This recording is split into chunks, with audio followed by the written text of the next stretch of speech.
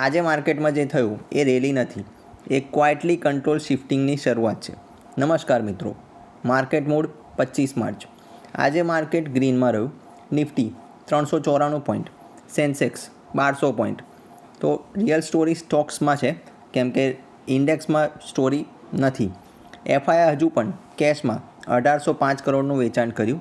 DII 5229 કરોડનું buying કરી અને માર્કેટને દર વખતની જેમ સપોર્ટ આપ્યો. તો ફોરેન મની હાલમાં બહાર જઈ રહ્યા છે. હવે ટ્વિસ્ટ એ છે કે FIA index ઓપ્શનમાં 2945 crore plus index ફ્યુચરમાં 1601 કરોડની બાઇંગ કરી.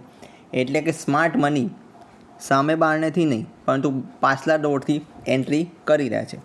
વીક સ્ટેબલ છે એટલે પેનિક ઓછો થઈ રહ્યો છે, પરંતુ પોઝિશન જે છે એ ડાયરેક્ટ નહીં પરંતુ ઇનડાયરેક્ટલી વે બિલ્ડ થઈ રહી છે.